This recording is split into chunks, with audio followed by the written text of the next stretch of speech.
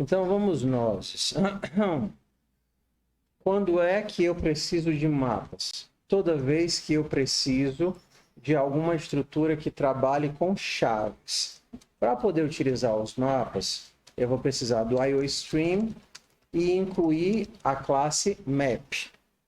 No caso, a gente tem dois modelos de map, o Map e o Unordered Map, que são duas formas de fazer mapeamento. Aqui eu tenho uma estrutura de árvore, que eu desenho já para vocês. E aqui eu tenho uma estrutura de tabela hash. O tema tá bom assim? Tá? Eu tenho a tabela hash. Equivalente aos mapas, mas sem o conceito de mapeamento, a gente teria os conjuntos, que também é baseado em árvore, e a gente teria os hash. E a gente teria os conjuntos não ordenados, que são baseados em tabela hash. Se a gente estivesse usando em Java, a gente teria os seguintes tipos. O mapa seria em Java seria o tree map, tree de árvore, e o unordered map seria em Java o hash map. Obrigado, Copilot. O conjunto seria o tree set e o conjunto desordenado, o hash set, bem mais explícito, né? Baseado em árvores e baseado em hash. O que é que muda de um para o outro? Antes de eu desenhar os breguecinhos, a gente vai entender o que é que muda. No que é baseado em árvore, e agora eu vou juntar os dois. Tudo bem? Baseado em árvore, a gente tem o conceito de ordenação intrínseca. Ou seja, os elementos que estão colocados aqui, obrigatoriamente, estão ordenados, porque é assim que a árvore trabalha, criando um conceito de ordem e armazenando as coisas ordenadas. E aqui eu não tenho ordenação. Eu sei que ainda está um pouco abstrato, porque vocês não estão vendo as estruturas, mas só mais um instantinho. Quando é que eu uso árvore? Por exemplo, eu uso quando eu preciso manter a ordenação. Quando eu preciso manter os elementos ordenados, eu uso árvore, porque eles sempre vão estar ordenados. Isso é ótimo para mim. Quando é que eu uso hash? Em todo o resto. Todo o resto eu uso hash, porque o desempenho da tabela hash é melhor. Processo de busca e tal. Quando é que eu não vou usar o hash? Quando eu precisar ordenado, porque aí não compensa eu ter uma tabela hash e ter que ficar ordenando os dados o tempo todo. Tá? Mesma coisa do vector e do list. Quando é que eu uso o list? Quando eu preciso ficar fazendo remoção ou inserção no começo e no meio. Quando é que eu não uso, quando é que eu uso o vector? Todo o resto. Mesma coisa. Tá? Então vamos a gente entender, desenhando, como é que essas estruturas trabalham. Tá? Precisaria de ordenação, só precisa pegar os valores pela chave. Exatamente, quando não faz sentido ter ordem. Professor, em que caso faria sentido você ter ordem? Exemplo, se você tem uma agenda telefônica. Normalmente você sempre abre e ela sempre tem que estar ordenada. Você sempre vai percorrer os elementos dentro da ordem. Então eles vão estar ordenados pelo nome você vai ter o objeto lá guardado, mas ele sempre, obrigatoriamente, tem que estar ordenado. Tá? Então vamos entender como é que funciona as duas estruturas. Imagina que você quer guardar um objeto pessoa, ou um objeto qualquer coisa, e esse objeto tem uma chave que torna esse objeto único. Pode ser qualquer coisa, por exemplo, pode ser a tua matrícula na universidade, que vai guardar o objeto que contém os teus dados, pode ser o teu CPF em outro sistema, pode ser o teu telefone no sistema da pizzaria. Quando você liga para a pizzaria, a pessoa pergunta qual é o seu CPF, ela pergunta qual é o seu telefone, porque o telefone é a chave que faz com que o teu dado seja único. Em banco de dados, esse elemento que faz com que a entrada de dados seja único, a gente chama de quê? Hein? A gente chama de chave primária. é aquilo que faz com que a entrada de dados seja única. Se você sabe a chave, você acha o elemento e acessa o teu dado. Tá? Então, por simplificação simbólica, tá? Vamos imaginar que você vai ficar armazenando números. Vamos começar com números, depois a gente evolui, tá? Você vai armazenar números, você só conhece lista e você simplesmente vai ficar... Olha, meu Deus. Ah, é porque as gravações, elas estão... Tá? Ok. Verificando se está gravando. Ok, está gravando. Bora lá. Então, você só conhece lista e vetor, você tem que armazenar números dentro dessa lista. Aí você vai lá, bota o 6, bota o 7, bota o 3, bota o 4, bota o 1, bota o 9, e aí você vai e a tua lista vai crescendo, crescendo, crescendo, crescendo. Você quer encontrar um elemento dentro dessa lista desordenada. Tua única opção é percorrer um por um até achar o teu elemento. Isso a gente, acho que eu falei um pouquinho de complexidade. Quando a minha ação, o custo dela é proporcional ao tamanho da estrutura, a gente chama que isso é o quê? O de N. O de N. O custo da minha ação, O de N, está relacionado ao tamanho da minha estrutura. Se eu dobrar a minha estrutura, o custo dobra. Existe uma outra forma, assim, uma forma de ordenar, de melhorar essa busca, se eu estou pensando em busca, seria ordenar a minha lista. Então, eu vou ter aqui o 1, o 3, o 4, o 6, o 7 e o 9. Tá? Quando eu tenho um vetor ordenado, o meu processo de busca pode ser melhorado, utilizando qual algoritmo? Vocês virem FUP, talvez? Seria a tal da busca binária. A gente começa olhando para a metade, ei, o 12 está aí? Não sei, deixa eu ver. O 12 está aqui? Não, mas ele é maior do que 4. Aí eu tenho agora essa partição. Aí eu olho para a metade dela. O 12 está aqui? Não. Tá aqui. E aí toda vez que eu olho para o meio, né, eu verifico qual lado que o meu elemento está. Ou seja, cada vez que eu faço uma consulta, eu quebro o problema pela metade. Então, se eu tenho 1 milhão de elementos, que eu não sei quais são os elementos, e eu quero saber se o 700, sei lá, o 17.930 está lá. Eu olho para a metade. Eu tenho 1 milhão. Descobri que o elemento da metade é o 19.000. Opa! Então, se o 17.000 tiver, ele está à esquerda. Com uma consulta, eu acabei de resolver metade do meu problema. Então, toda vez que eu faço a consulta, eu me livro de metade da lista. Isso de cortar metade é o que a gente chama de operação logarítmica. Porque se eu tivesse, por exemplo, uma lista com 1.024 elementos, para arredondar, tá? Então, na primeira consulta, eu me livro de quantos elementos? 512. E depois eu vou ter 256. E depois eu vou ter 124. Às vezes quebrado. Exatamente. Aí na metade, e depois metade, e depois metade. Na pior das hipóteses, uma lista de tamanho 1024 eu vou olhar 10 vezes. Porque eu preciso de 10 consultas para reduzir esse tamanho para 1 e ter certeza, por exemplo, que o meu elemento não está lá. Estou pensando na pior das hipóteses. Olha, eu falei, esse cara é meu aluno.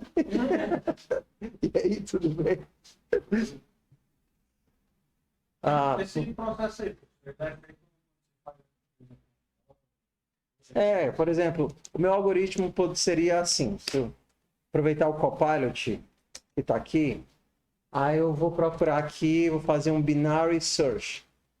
E aí eu vou passar um vector, vet e um valor. Estou procurando qual a posição desse vetor que esse valor está. Tá aqui o algoritmo. Deixa eu só incluir o vector aqui para ele funcionar. O que é que ele vai fazer? Ele vai pegar... Olha lá, querido. Ver os meus limites. Eu estou entre o 0 e o máximo.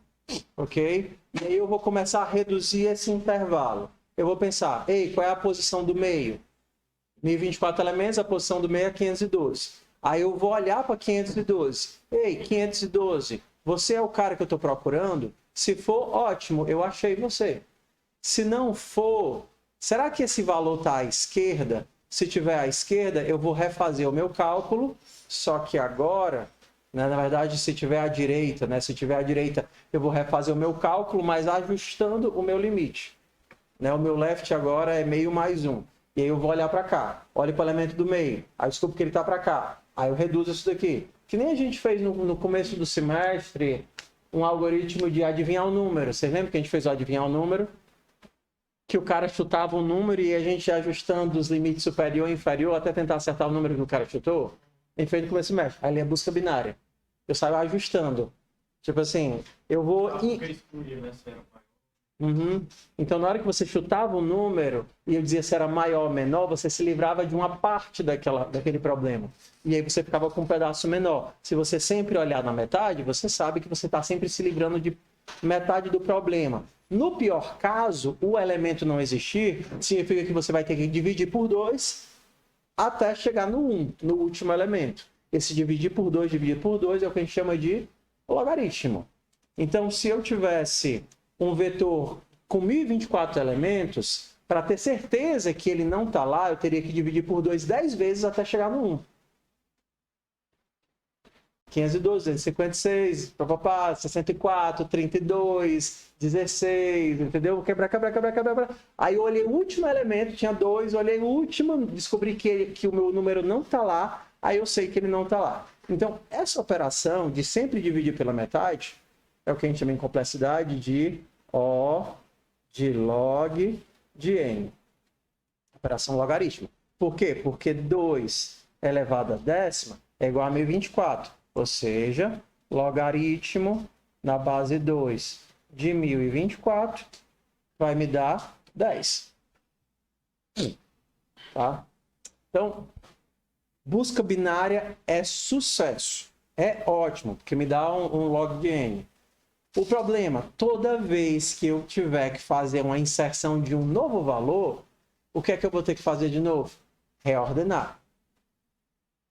Inserir um novo valor, inserir aqui o 5. Ué, o 5 não pode ficar aqui no final. Eu só tenho a operação de pushback. O que é que eu vou ter que fazer? Insere o 5 e depois, na verdade, né? Se é para fazer assim, eu vou ter que deslocar, né? Assim para poder inserir o 5. Eu vou ter que pegar esses carinhas aqui, deslocar todos eles para abrir espaço para colocar quem aqui no meio? O 5. Então, inserir um novo elemento numa lista que já está ordenada tem um custo de O de n, é proporcional ao tamanho da lista. Que eu posso inserir no meio, posso inserir no começo, posso inserir no fim. Então, inserir um novo elemento numa lista dessa é proporcional ao tamanho da lista. Péssimo. Muito ruim.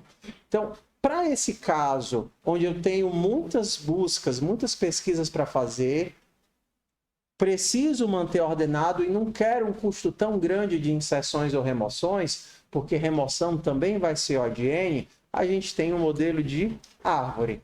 Na árvore, os meus elementos eles estão organizados como um conjunto de saltos ordenados. Então, por exemplo, ao invés de você ter a tua estrutura assim, você teria ela da seguinte forma. Então, aqui você tem o 15 como um nó, tá certo? Uma posição da memória. Nessa posição da memória, você pula para os menores ou pula para os maiores, fazer da forma mais simples. Então, aqui você tem o 12, aqui você vai ter lá, sei lá, o 17, aqui você tem o 5, do 5 você vai ter o 3, à direita do 5 você vai ter o 7, à direita do 12 você vai ter o 14, esquerda do 17 você vai ter o 16, direita do 17 você vai ter o 19, e esquerda do 19 você vai ter o 18. Assim, tá? Então, qual é o custo de eu fazer uma busca numa estrutura dessa? Vamos pensar em custo de busca, tá bom? Eu vou perguntar para vocês. Eu tenho o 13 nessa árvore. Como é que você faz? Imagina que essa árvore tem milhares de nós, tá bom? Aqui bateu o olho. Mas se você tem milhares de nós, você vai pensar, ué, vamos começar. Estou bem aqui. 15. O 13 é menor do que 15. Não achei o que eu queria. Então, eu tenho que procurar de que lado? Esquerda ou direita? Esquerda.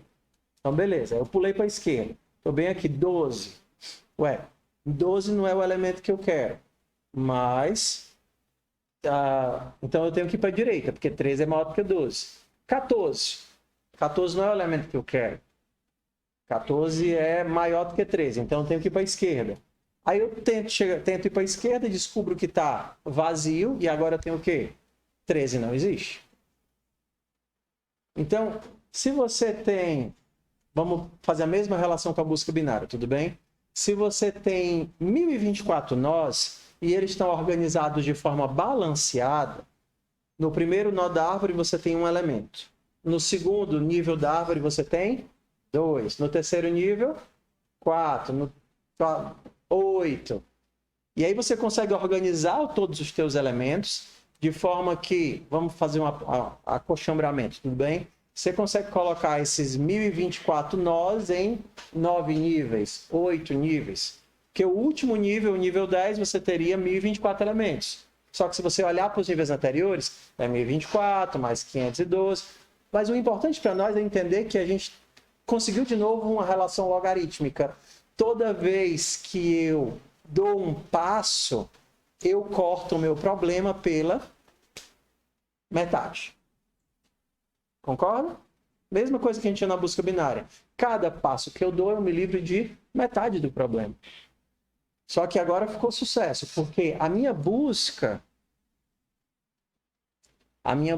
ela tá log de n, não é isso? A minha inserção, se eu quero inserir o 13, o que é que eu tenho que fazer? Procurar a posição que ele deveria ficar. Simplesmente seria o processo de fazer os saltos, chegar bem aqui, e aí quando eu chego bem aqui, o que é que eu faço? Eu insiro o 13. A minha inserção também é log de n, que eu precisei fazer o caminho até chegar no destino e inserir o elemento aqui não me dá custo nenhum. Só o processo de inserção aqui é tempo constante, é só criar um nó. Eu não preciso mexer com a estrutura toda como eu tinha que fazer no vetor, que eu tinha que deslocar todo mundo para poder caber o espacinho dele para colocar o elemento ali no meio.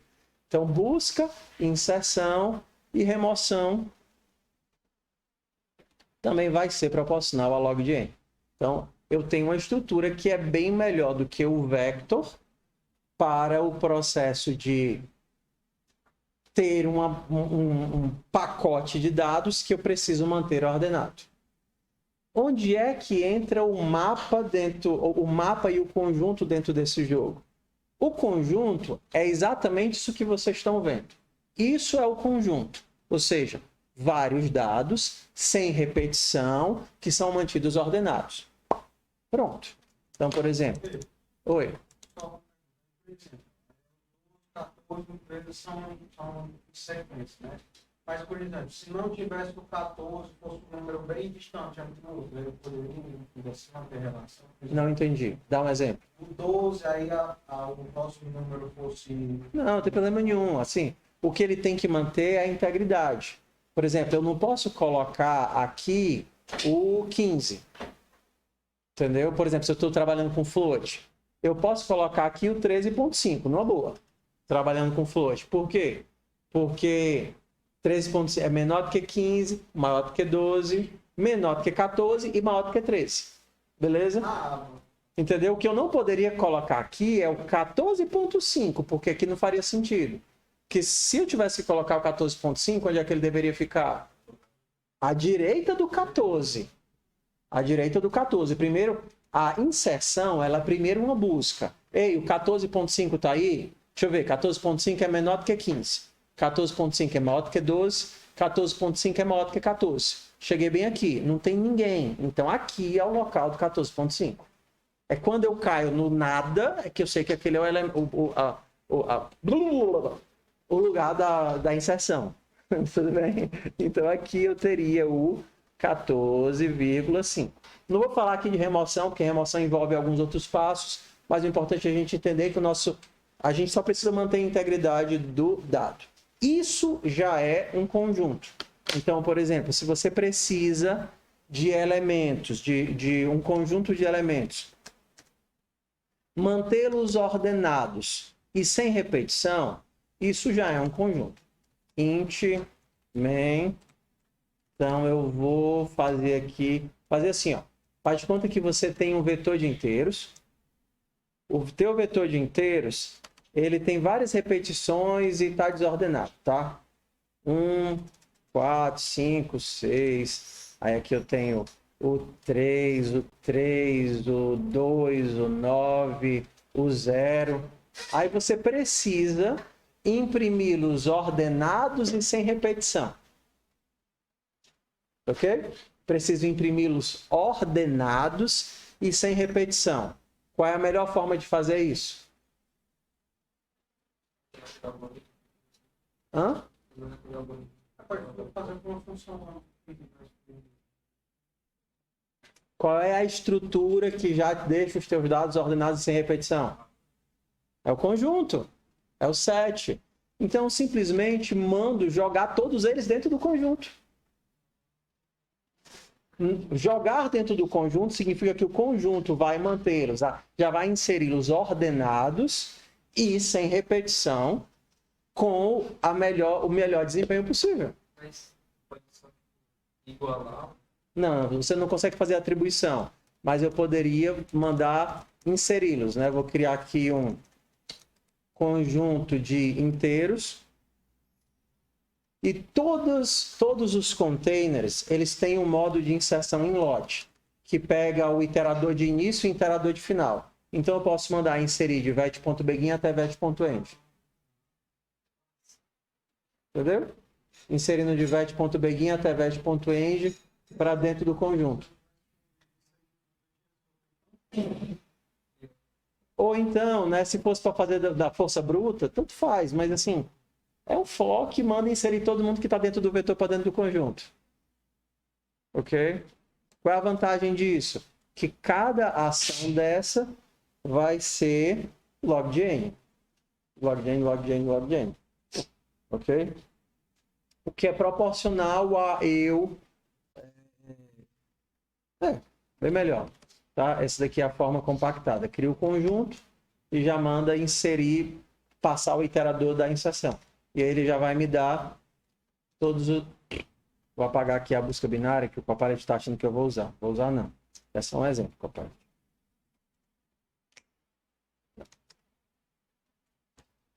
Imprimir todos os elementos aqui do conjunto.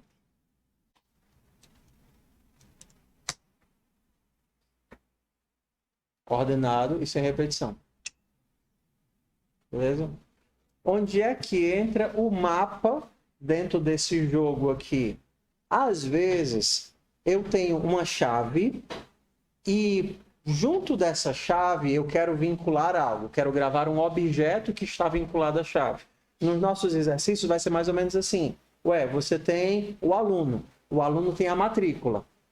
Você normalmente vai pesquisar pelo aluno inserindo a matrícula. Então, o que é que você faz?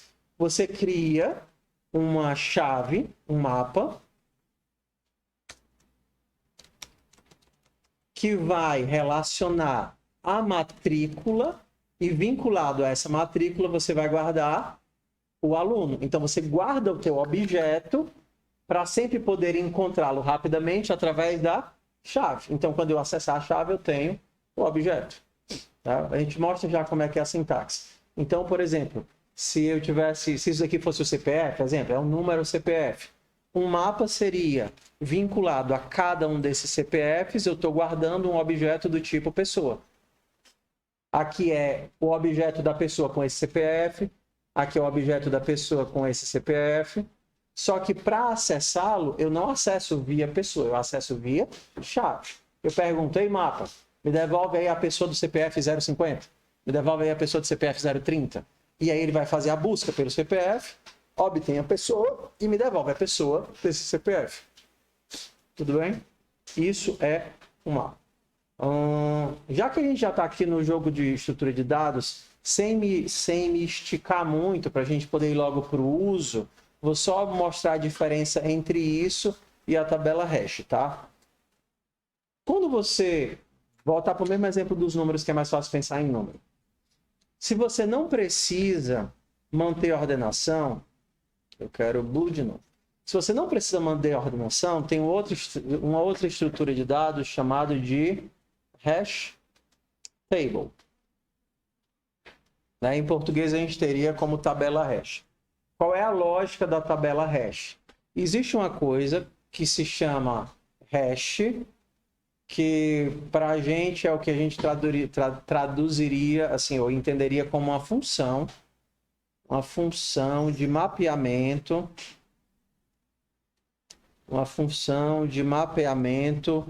sem retorno e resistente à colisão. Tá. Então, esquece isso daqui, porque isso é matéria de segurança, mas o que é que serve isso daqui? A ideia é que, dada uma informação, um número, uma string, qualquer coisa, eu tenho como fazer um cálculo com essa coisa, vamos pensar que é um número, 215. Eu tenho como fazer um cálculo com essa coisa. Esse cálculo vai me gerar uma posição. Esse cálculo com essa coisa vai me gerar uma posição que eu vou usar como uma posição do vetor. Mais ou menos assim. Tudo bem? Porque o que é que determina essa função? Quais são as características que essa função tem que ter? Essa função, para a gente agora, é importante que seja assim, que não jogue todos os números para o mesmo lugar, porque aí seria uma função inútil. Imagina que eu tenho vários números e essa função vai me jogar sempre no mesmo canto da tabela. Seria uma função ruim. Uma boa função faria com que os números fossem jogados de forma espalhada na tabela. Isso é a função ideal. Então, uma função bem simples para a gente trabalhar com inteiros seria uma função de módulo. Bem simples. Então, se eu imaginar aqui que eu tenho 100 posições na minha tabela, beleza? E eu quero armazenar o número 215. 215 mod 100. O resto da divisão por 100 é quanto?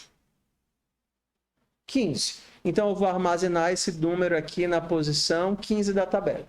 Então, ele vem aqui para a posição 15. Eu tenho aqui o 215. Ok? Beleza, bora lá. Aí agora eu quero colocar o número... Perdão. Quero colocar o número 150. Ele vai para qual posição da tabela, o 150? 150 mod 100 vai me dar a posição 50. Eu vou colocar os índices aqui embaixo para ficar mais fácil. Tá certo? Aqui é a posição 15. Aqui vai ser a posição 50. Aqui eu vou colocar o 150. Agora eu vou colocar o 175. Ele vai para a posição 75. Posição 75. Eu vou colocar o 175. Mas, professor, pode ser que bata o mesmo número e caia no mesmo canto. Beleza. Quero colocar agora aqui o 315. 315 vai para me jogar para onde? Para o 15. Aí a gente vai para uma coisa chamada tratamento de colisão. Beleza, no 15 já tem alguém. Eu vou botar ele em sequência. Ele vai para a posição 16. 315. Ah, mas agora eu quero inserir o 516. 516 vai me jogar para a posição qual? 16, mas 16 já tem alguém. Então agora eu vou fazer o quê? Jogar na 17. Deixa eu abrir mais espaço aqui. Uma forma bem simples de funcionamento, tá? Mas vocês vão entender já como é que ela funciona. Então aqui é o 516. 17. Inserção, sucesso. Fiz o cálculo, tratei a colisão, inseri o elemento lá.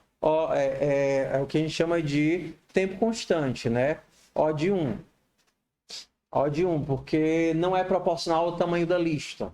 Eu sempre tenho como fazer isso com uma quantidade finita e limitada de operações. Agora a gente vai para o processo de busca. Vamos entender como é que é a busca. Oi. Já tem alguém. No 16, no 17, no 18 também tem. Aí vai botar no 19. Poderia fazer um laço? É um laço. É um laço, continue andando. Assim, estou fazendo o algoritmo mais simples de colisão, que é o busca linear. A gente teria a busca quadrática, mas no fundo todos funcionam da mesma forma. Dada a colisão, eu vou procurar o próximo elemento que não dá colisão. Tá? A gente vai entender como é que isso funciona. Então vamos lá. Eu quero saber se o elemento 301 está na tabela. Como é que eu faço? Faço o cálculo. 301 vai me dar a posição 1. Posição 1, tem alguém? Não, então o elemento não está na tabela. Quero olhar agora se o elemento 280 está na tabela. Fiz o cálculo, posição 80 não tem ninguém. Beleza, vamos começar agora. Quero ver agora se o 250 está na tabela. 250 vai cair onde? Em qual posição? Posição 50. Vamos lá. 250 está na posição 50? Não, tem outra pessoa aqui. O 150. Mas ele poderia estar onde? À direita. Então eu começo a procurar. O 250 está aqui? Não. Então, como está vazio, eu sei que o 250 não está na tabela. O mesmo processo de colisão para inserção a gente faz para busca. Caiu, está ocupado, sai procurando na sequência. Se ele não encontrar o número na sequência, ele já conquista. Não. Exemplo. O 315 está aqui. Como é que tu sabe? 315 vai me jogar para qual posição? Para 15. O 315 está aqui? Não. Aí eu vou para onde? Para a direita. 315 está aqui? Tá, sucesso, achei o 315. O 415 está aqui? Como é que você sabe disso? Vai para a posição 15. 415 está aqui? Não. 415 está aqui? Não. Acabou minha busca? Não, porque ele pode ter gerado colisões e cair da direita. Eu tenho que procurar até encontrar o elemento ou até encontrar um vazio. Porque se eu encontrei o elemento, ele está lá. Se eu encontrei o vazio, significa que ele não foi colocado naquela fileira de colisões. Tá? Teria um monte de outras implementações disso, como, por exemplo, um vetor, com cada posição do vetor sendo uma lista, onde eu vou colocando no final da lista daquela posição, entendeu? Então, ao invés de pensar no 15, aqui eu teria uma lista com todo mundo que dá hash 15. Mas, assim, o que é importante é que a gente entenda o processo de inserção e busca. Então, 415, cheguei aqui, 415 não está aqui, acabou-se. Ok? O espaço vazio é tipo considerado um ponto de nada. Exatamente. A posição em que não tem ninguém é uma posição que finaliza a minha busca e finaliza a minha inserção. Aí, cada variação vai ter a sua própria remoção. Por exemplo, uma forma de fazer remoção aqui. Quero remover... Tem alguns algoritmos, né? Por um bem simples de entender. Quero remover o 315. Primeira coisa, procuro o 315. Está aqui? Não. Vou para a direita até cair no... Direita sim, né? Você tem que imaginar que isso é uma lista circular. Então, se você sai na ponta, você volta para outra. Entendeu? Isso aqui é uma lista circular.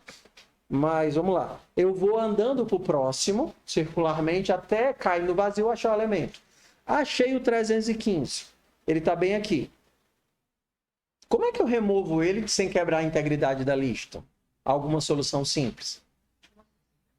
Porque se eu simplesmente remover ele aqui e alguém estiver procurando, exemplo, o 415 que foi inserido bem aqui, o cara vai achar um vazio e... Entendeu? Aí você tem possibilidades. Para a gente não inserir novas técnicas, uma forma de resolver isso é reinsere todo mundo que está na sequência. Exato. Não, reinsere. Ué, 516, reinsere ele, vai cair aqui na posição 16. 415, reinsere ele, vai cair na posição 17. Se tivesse outro, na hora que eu insiro todo mundo, eu recoloco todo mundo numa posição encontrável. Ok? E aí você vai ter todas as variações do hash. Hash com lista, hash com saltos quadráticos, sei lá, não sei o que. Hash com marcação de remoção para evitar a reinserção. E aí você vai ter as regras do hash. Ué, vai ter um momento que isso daqui pode estar tão lotado que muita colisão não compensa mais. E assim, por exemplo, assim, estatisticamente, uma tabela hash com mais de 50% de lotação já é uma tabela ruim. Aí a gente faz a mesma lógica do vector, que é o quê? Dobra o espaço da tabela e reinsere todo mundo, para ela ficar mais espaçada. E aí você vai ter todas as técnicas de manipulação para que ela continue sendo uma estrutura de alto desempenho. Mas a regra principal a gente entendeu. Faz o cálculo, descobre mais ou menos onde o elemento está e lida com as colisões. Isso faz com que, na nossa busca, né, a nossa inserção é O de 1, tempo constante. A nossa busca, O de 1, tempo constante. E a nossa remoção, O de 1, tempo constante. Então é o melhor dos mundos, entendeu? Eu tenho busca por chave, inserção e remoção em tempo constante. Quando a gente chama O de 1, não quer dizer que é feito em uma operação. Tá? Quer dizer que é feito num número limitado de operações que não escalona com o tamanho da tabela. Ah, professor, então não tem desvantagem? Tem. Se você pensar que às vezes você tem que manter uma tabela com uma grande quantidade de memória para que ela seja espaçada o suficiente para que as buscas tenham um bom desempenho, você vai ter um custo a mais de espaço. Né? 2, 3, 4 vezes a quantidade de elementos. Nem sempre vale a pena. Mas, no geral, é a melhor estrutura de dados para esse tipo de caso. Quando é que... café ruim. Quando é que não vale a pena a tabela hash e a árvore é melhor?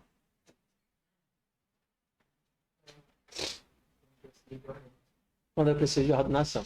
Então, se eu preciso manter os meus dados sempre ordenados, a árvore é melhor. Que basicamente vai ser manter ordenados e percorrer. E consultar. Então, nesse caso, vale a pena. O de n para tempo constante, dependendo do tamanho, não é uma perda tão significativa. Beleza? Se a gente já viu o conjunto, o que acontece se eu trocar o set por um unordered set? Quando eu mandar imprimir, o que é que vai acontecer? Ele não vai estar ordenado, mas ele mantém a característica do conjunto, que é qual? Exatamente, sem repetição. Elementos sem repetição. Então, se eu mandar rodar aqui, eu ainda tenho os elementos sem repetição, mas agora eles não estão mais ordenados. Ah, sucesso, pessoal. O que é que muda agora? Oi. Nenhum. Não. Mas é aleatório? Não, não é aleatório. Está relacionado com a fórmula do hash que ele está usando. Nesse caso aí, qual é? Tem a menor ideia? Tem a menor ideia. Pode ser relacionado ao tamanho do elemento, ao tamanho da estrutura, ao tamanho da tabela interna. Não tem como a gente adivinhar. Entendeu? Usei o mod como um exemplo de uma função simples de entender. Entendeu? Não tem. Ah, professor, eu quero ordenar esta bodega. Joga dentro do vetor e ordena. É o que você pode fazer. Tá? Então, vamos migrar do nosso conjunto para o nosso mapa. Quando a gente tem um mapa, a gente tem uma chave que obrigatoriamente precisa ser ordenável, porque é a chave que vai impor a ordem sobre os elementos, e a gente tem um valor que não necessariamente precisa ser ordenável. Por exemplo, você pode guardar figurinhas da Copa. Sei lá. Não faz sentido ordenar as figurinhas. Se bem que as figurinhas da Copa são ordenáveis, né? Pessoas, alunos. Não necessariamente, eu vou ordenar por matrícula, por isso, por aquilo outro. Beleza, mas o importante é que a chave obrigatoriamente precisa ser ordenável. Então, vou fazer uma relação entre um número e o seu nome. Beleza? Mapa. Então, estou fazendo a relação entre um número e um nome. Ah, professor, se eu podia usar um vetor, porque aí o senhor casava a posição do vetor com o número.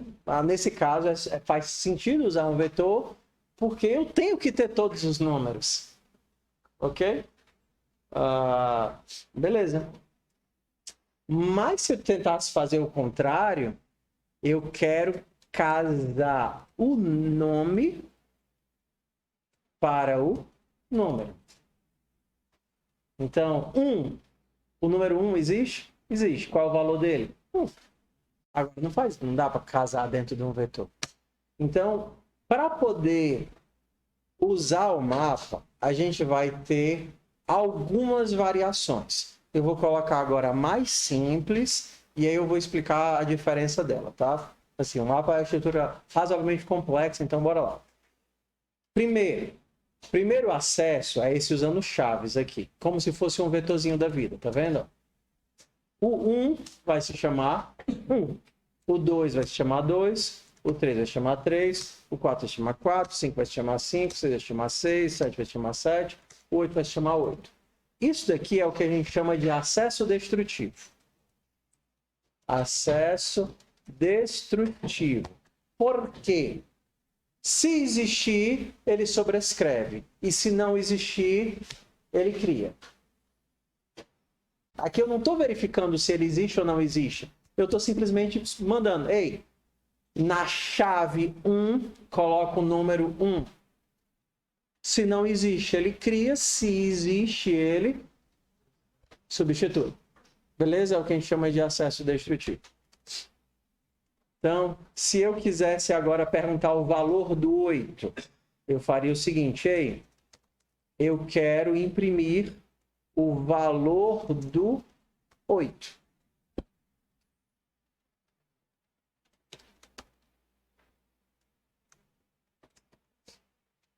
O valor do 8 vai aparecer o que para mim? 8. O valor do 8 é 8. Tá? Então, beleza esse tipo de acesso. Acesso direto destrutivo. Uma diferenciação. Isso daqui foi um acesso de escrita e esse daqui foi um acesso de leitura. Acesso de escrita não dá problema, porque se você acessar uma coisa que não existe, o que é que vai acontecer? Ele cria. Então, não tem problema nenhum. O problema é no acesso de leitura. O que acontece se você acessar uma coisa que não existe? 8. Aí vai dar erro. Só que é um erro cretino. Um erro cretino. Lixo. Ok? Porque isso são acessos destrutivos e sem verificação. Professor, no vetor tinha um trambolho desse? Tinha. Quando você criava um vector,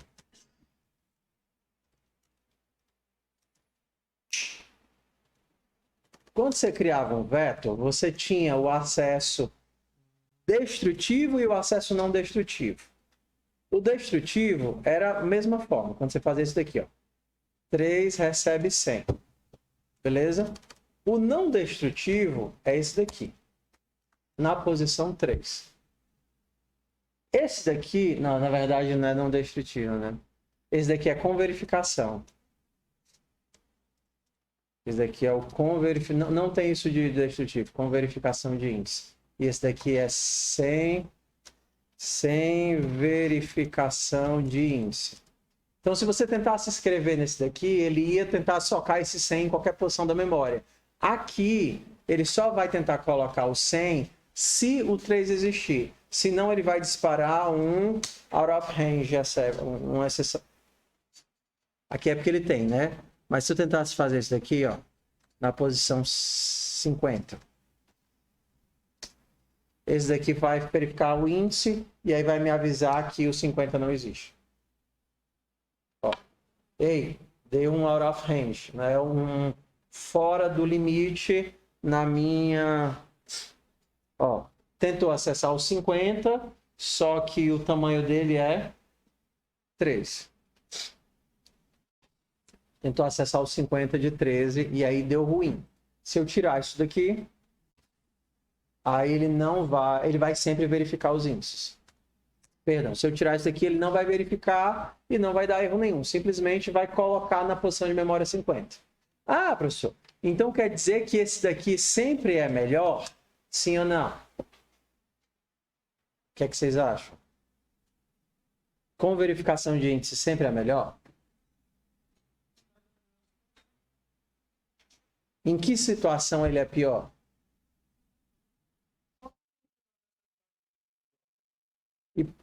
Não. Em que situação ficar verificando se posso ou não posso colocar o elemento é ruim? Sistema de alto desempenho, meu povo. Onde qualquer operação a mais tem um custo. Entendeu? Imagina que tu faz isso aqui 1 milhão de vezes. Se 1 milhão de vezes tu tiver que colocar um ifzinho para verificar se você está dentro do limite, você está dobrando o teu custo. É mais fácil você verificar isso de outras formas. Entendeu? Se você sabe que o teu valor ele vai cair sempre dentro do vetor, você não faz isso porque você diminui o custo de ficar verificando se você vai cair dentro do vetor. Então, é esse tipo de situação, tá bom? Então, no mapa, a mesma coisa. Esse daqui é sem verificação se existe ou não, né?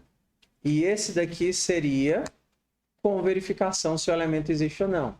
Então, se eu tentar fazer um etch, aqui ele vai me dizer que não encontrou, eu acho. É exatamente, ó. Out of range. Tá vendo? Esse elemento não existe. Tentei acessar um elemento que não existe, da mesma forma como no etch do vetor, ele disparou fora do limite. Esse daqui não vai fazer a verificação. Passo 1, entendido. Acesso destrutivo. Se não existir, ele cria. Se for um valor válido, ele vai criar, porque a chave pode ser qualquer coisa. Se for algo que já exista, ele substitui. Isso daqui é um mapa normal. Ele funciona da mesma forma que o conjunto. Não tem informação duplicada. Então, 2 vezes a mesma chave, vai cair no mesmo lugar. Ele vai substituir o elemento. Vamos para o processo de busca agora, tá? A busca, ela é feita de algumas formas, tá? A primeira, e aí eu vou colocar a busca assim mais desleixada, só para saber se o elemento existe ou não existe, seria assim: ei, será que eu tenho? Conta quantas vezes aparece a chave 7. Entendeu? Conta o count, ele é tanto do mapa quanto do multimap, do set e do multiset. Porque existem estruturas que permitem eu ter várias vezes a mesma chave. Ah, professor, em que caso isso aconteceria? Faz de conta que você quer colocar isso daqui ordenado, mas permitindo que o número apareça várias vezes. Entendeu? Se é ordenado, seria um conjunto. Se você permite que ele apareça várias vezes, seria um multiset. Um multiset. Então, o multiset é uma estrutura que mantém ordenado, mas permite que ele apareça várias vezes. Tudo bem? Mas no caso que a gente vai utilizar na disciplina, o conjunto e o mapa normal não aparece duplicado. Por isso que a gente tem um count, só para explicar. Então, o count conta quantas vezes aparece. Ou aparece uma ou não aparece nenhuma. Que é aqui um mapa. Então, se eu encontrei uma vez, é porque ele existe. Se não, não existe. Ou ele apareceu uma vez ou não apareceu nenhuma. Se apareceu uma, ele existe. Se não apareceu nenhuma, ele não existe. Então eu tenho que 7 existe. Oi. Mas ele vai ter só vai existir com só um, né? Se for 2, ele vai ter que não existe, né? Aí, ó. Não, mas assim, não tem o perigo de num mapa a chave aparecer 2 vezes. Nesse caso. Não, no caso do map. O map não tem chave duplicada. Da mesma forma que o conjunto não tem chave duplicada. Ok? Mas executado dessa forma, não funcionaria No multimap, não. Mas a gente não vai usar multimap. Eu só estou dizendo por que o count existe. Ô, professor, para que diabo o count existe? Se o máximo que ele aparece é uma vez, entendeu? Não tem sentido eu contar quantas vezes se o mapa não suporta. O mapa não suporta, mas tem outras estruturas que suportam. Ok? Aí ele não é feito só para o mapa. Não é feito só para o mapa. O count é uma função que existe para todos os containers desse formato. Né? Da mesma forma que o size existe para vários containers, o count existe para map, multimap, unordered nmap, set, para todos os mapas que conjuntos existem. Tá? Ok? Então, por que é que esse modo ele é um modo displicente? Porque ele faz a busca, mas ele não guarda o resultado dessa busca. Ah, o set existe? Por exemplo, se não existe, eu vou criar. Mapa na posição 7 recebe 7. Exemplo. Tudo bem? Então, aqui eu já estou falando de alto desempenho, né? Aqui eu estou fazendo a busca duas vezes. Um para contar se ele existe e outro para inserir o elemento. Professor, e o que seria melhor? Eu usar o find. Vou fazer o seguinte. Vou procurar. Ei, eu tenho o set. Tá? O find, ele vai me retornar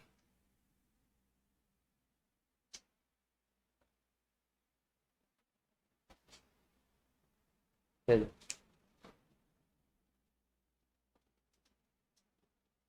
estou confundindo com insert, porque são muitas coisinhas, tá? O find, ele vai me retornar ou o fim, se não existir, ou o elemento, se existir. Perfeito. Então, se não existir, ele aponta para o fim. E se existir, ele aponta para o elemento. Então, eu não teria, se eu quisesse acessar o elemento, que fazer outra busca. Vou colocar aqui para fazer a diferença para vocês, tá? Se mapa.count set igual a 1 stdc if stdc out. O valor de 7 é... Como é que eu pego? Mapa na posição 7. Se não, stdc out, não achei o 7. Beleza? Ó, eu fiz duas ações. Uma busca bem aqui e o acesso também é uma busca. E outra busca bem aqui, tá? Vamos usar o find. Fiz a busca. Se ele é diferente de end, significa que ele encontrou o elemento. O meu iterador me aponta para onde o elemento está. E no mapa, eu sempre tenho um par, onde o primeiro é a chave e o segundo é o valor. Então, o valor de 7 é it.second. O primeiro é 7, a chave, 7 nome, e o second é o valor que ele guarda. Ou então eu não achei o elemento. Nesse caso aqui, eu só fiz uma busca. Mas é mais feiozinho usar o iterador do que usar assim, né? Assim é bem mais legível. Então, como a gente não está trabalhando com alto desempenho, não faz diferença nenhuma. Diz. No caso aí, esse t.set poderia variar de acordo com o que você está calculando. Não, o first é a chave. Se eu tivesse usando o it.first, isso é a chave que me levou. Isso daqui é 7. O second é o valor. A chave é isso e o valor é isso. A chave é isso e o valor é isso. Não, mas, por exemplo, se eu quisesse encontrar esse first no mapa, poderia usar ele? Poderia. Por exemplo, se eu quero imprimir todo mundo que eu tenho, todos os que eu cadastrei, exemplo. Quero imprimir todo mundo aqui. Duas formas. Vou imprimir todo mundo, tá? Quero imprimir a chave e o valor. Então, eu faria para cada elemento do mapa, cada elemento do mapa. Mas o que é cada elemento do mapa? Cada elemento do mapa é uma chave par chave valor. Então, a descrição completa seria, que a gente não precisa usar, mas só para deixar claro, tá? Cada elemento do mapa é um par string inteiro. Para cada elemento do mapa, eu vou imprimir a chave e o valor. Então, vai ter 1, aponta para 1. 2, 2. 3, 3. 4, 4.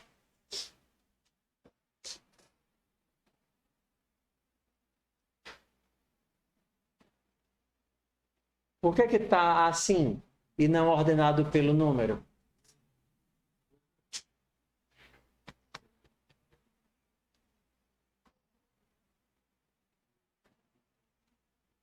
Davi, Oi. esse modelo que está é o mesmo que usa na AMEN, né? Na AMEN. E você usa para fazer a AMEN? Sim.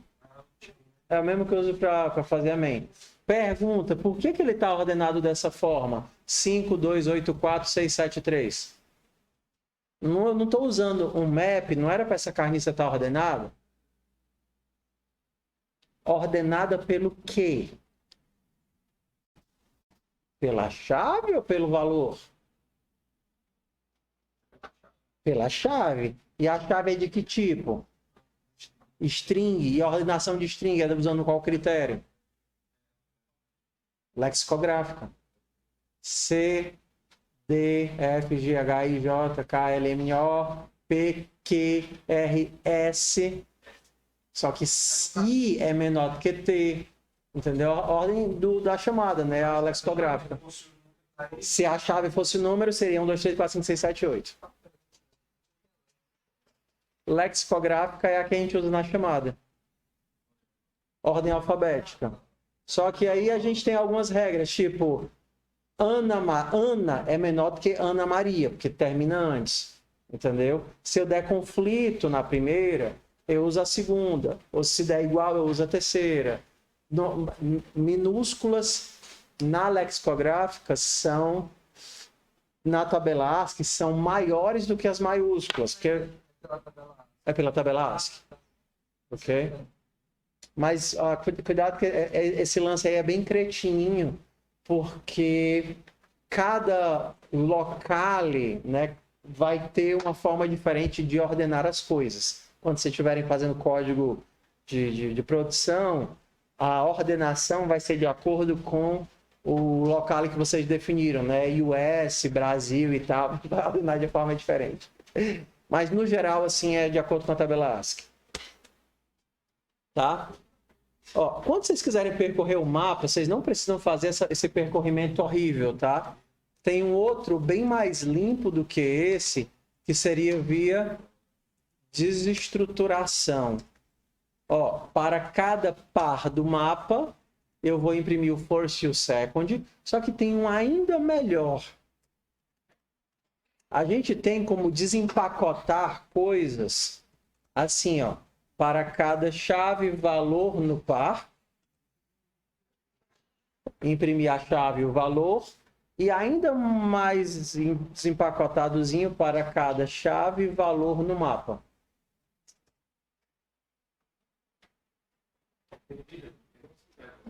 Tá, tem.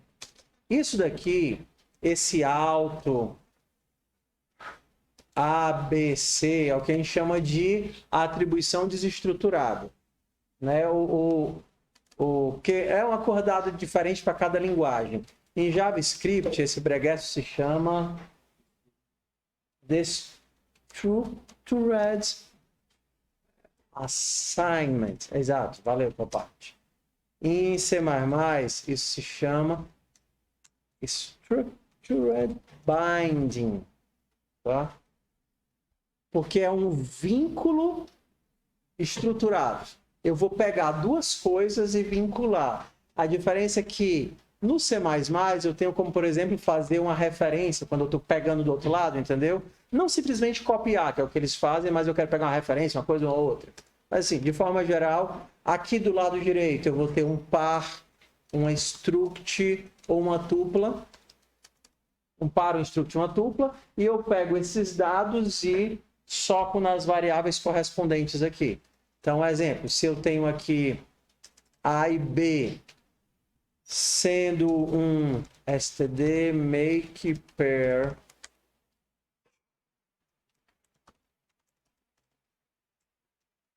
string banana e 6.7, tá certo? Eu estou pegando um par e estou desempacotando esse par nas variáveis A e B. O A vai ser um string e o B vai ser um double. Esse i comercial dobrado significa que eu estou pegando por valor, estou pegando por cópia, tá? Então, esse i comercial dobrado é cópia. Então, ele está fazendo a cópia. Eu poderia pedir que o A fosse uma referência, mas aí eu precisaria ter algo que fosse referenciável. Oi?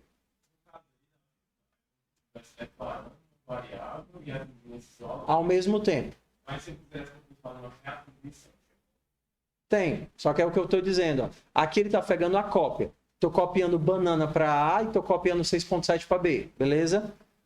Aqui eu não consigo fazer referência, porque a referência me exige algo que seja referenciável. Isso aqui é uma variável descartável, tá? Mas como é que eu poderia fazer? Se isso aqui não fosse descartável, alto par, percebe isso? Agora sim, o A vai ser uma referência para o par.first. Já é isso?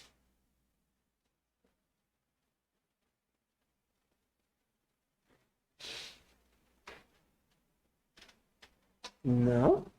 Tem que ser nos dois? Tem que ser nos dois.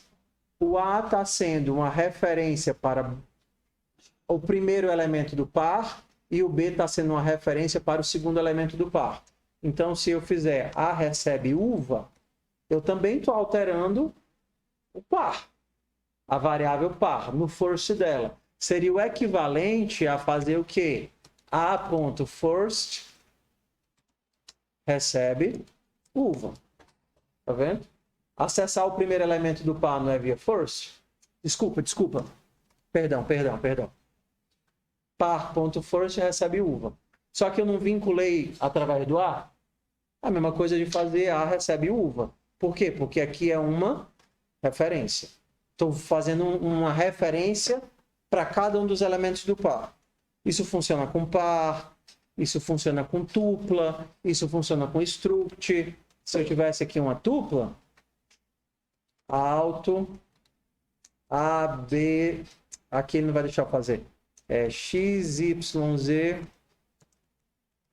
make, tupla, 1, 2.45, B. Então, agora, o 1 está sendo copiado por x, o 4.5 está sendo copiado por y, que vai ser um double, e o B vai ser copiado por z, que vai ser um char. Se eu tivesse um struct, funcionaria do mesmo jeito.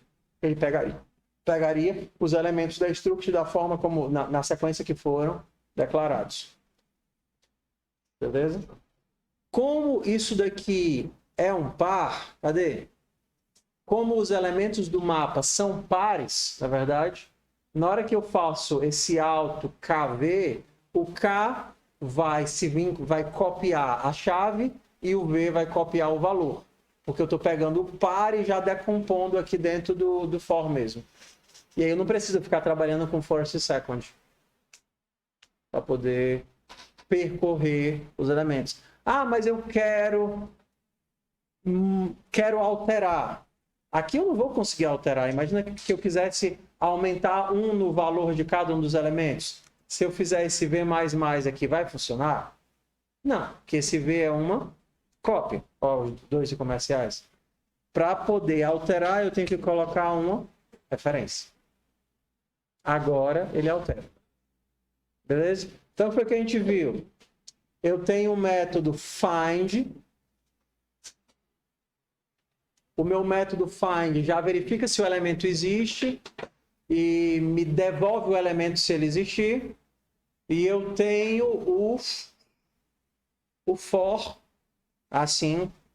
Eu teria o for via iterador. Ah, porque esse aqui, o for, é o for range, né? Do mesmo que a gente tinha no vetor, para cada elemento do vetor, para cada par no mapa. É o mesmo tipo de for. A gente teria o outro tipo de for, que é usando o iterador. Começando no começo, indo até o final. Aí eu teria o first e o second.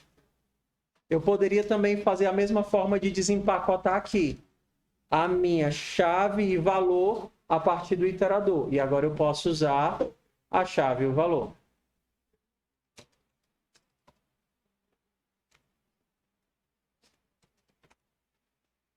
Só que aqui é cópia. Agora é referência. Tá? Então eu só tenho essas duas formas de percorrer. Conjunto, set, list, não existe índice, porque não faz sentido eu fazer posição 1, posição 2, posição 3, e começando de zero, não faz sentido isso para uma estrutura de dados dessa. Então, ou você percorre via iterador, ou você percorre via for. Professor, quero remover alguém. Mesma coisa do for. O que é que você precisa para remover? Quero remover o 5. Procura, ué. Ei, tu tem o 5? Não, 8 não. Se eu achei o 5, eu removo. Só que remover é simplesmente fazer mapa ponto, mesma coisa do vetor. Erase, passar o iterador.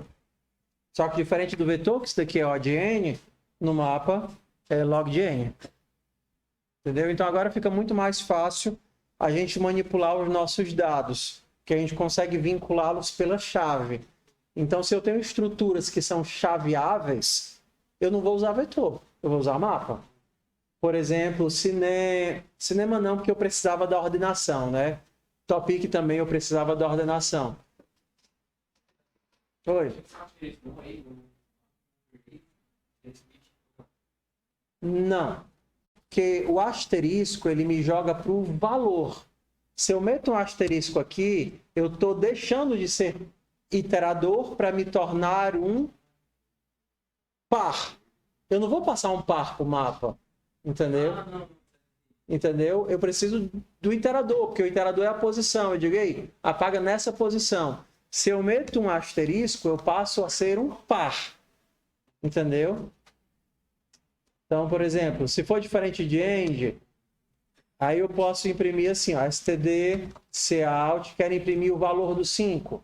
Seria asterisco e t, exemplo, né? Isso daqui é um par, e como é um par, eu posso dar o ponto second, que me daria o 5 número. Mas é muito mais fácil fazer via second. Ou então via desestruturação, né? Chave e valor. Diz. Aí também pode usar, no caso. Em todos os lugares. Que aí eu faria. Se torna mais. Esse é melhor. Mesma coisa. Porque isso daqui, na hora que o compilador pega, ele vai transformar tudo em saltos de um canto para o outro, entendeu? Em ponteiros, em jumps lá em assembly. Então não faz diferença. A questão é que você tem que pensar que você está programando com foco em legibilidade. Entendeu? A maioria de nós não vai estar programando para sistemas de alto desempenho. Então, o foco zero é legibilidade. Um código que é fácil de ser lido, é fácil de ser mantido. Tudo bem? Então, 8 horas, terminamos por hoje. Esse caso aí que está sendo deletado, está sendo deletado as duas coisas. Você está removendo aquele elemento de mão. A chave, mas deleta. A chave e valor. Aí amanhã a gente vai fazer um projeto usando mapas Ah, amanhã minhas ventas, né? Amanhã é assim. Entendeu? Se vocês não fizeram ainda a atividade lá de herança, façam. É para fazer. Sim, vai colocar ela para vai abrir no mundo. Abrindo o mundo, vocês colam lá. A mesma coisa da planilha, tem a entradazinha da planilha. É só colar lá, mas Não, não vai ter teste, não. tá Entendeu? Tipo, no relatório, eu fiz explicando o que é. gato, que deriva para gato de rua e gato siamês. Entendeu?